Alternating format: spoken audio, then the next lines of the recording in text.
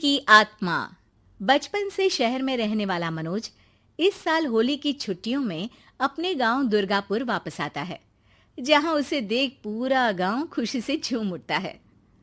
जब गया था तब इतना सा था और अब देखो कितना बड़ा हो गया है। हाँ सरपंच जी, जब मैं गया था तब आप भी बहुत जवान थे और अब देखो कितने बूढ़े हो गए हैं आप। चलो चलो, बढ़िया है। बच्चा घर वापस आ गया। इसी खुशी में आज रात पार्टी होगी।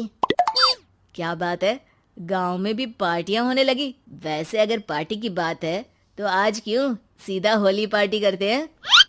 होली पार्टी की बात सुन चहल पहल में अचानक सन्नाटा छा जाता है, जिसे देख मनोज को कुछ अजीब लगता है, लेकिन तभी सरपंच बात पलट देता है। अब बहुत देर हो गई, चलो सब अपने घर चलो, पार्टी के बारे में कल सोचेंगे।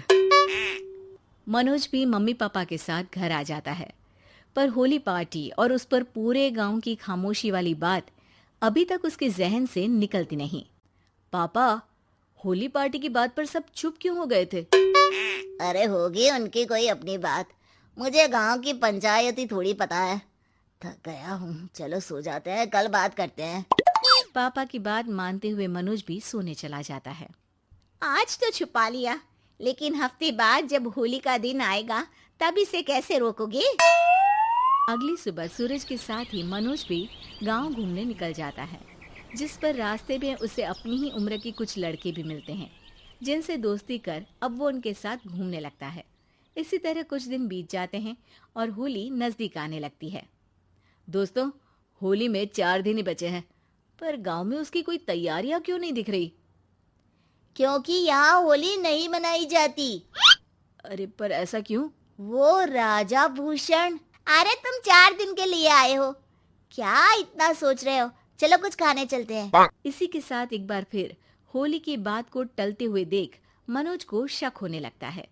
वो घर पहुंचते ही इंटरनेट पर अपने गांव और राजा भूषण के बारे में जानकारी निकालने लगता है।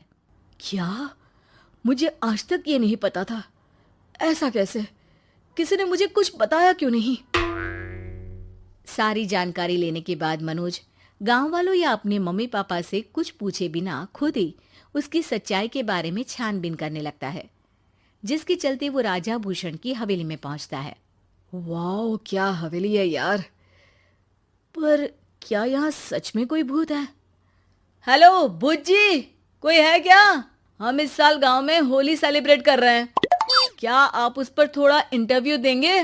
मनोज के ऐसा बोलते ही गांव में तूफान उठ जाता है और हवेली में रखी सारी चीजें हिलने लगती है। एक अदृश्य शक्ति मनोज को धक्का देकर हवेली से बाहर निकाल दरवाजा बंद कर लेती है। ये सब देख मनोज हैरान रह जाता है। क्या अभी मुझे हवा ने धक्का देकर बाहर निकाल दिया? मेरे होते हुए इस गांव में कभी होली नहीं मन सकती, इसलिए दोबारा ऐसी कोशिश भी मत करना, अंजाम बुरा होगा। आवाज सुन मनोज हैरानी से इधर उधर देखने लगता है, पर उसे कोई दिखाई नहीं देता।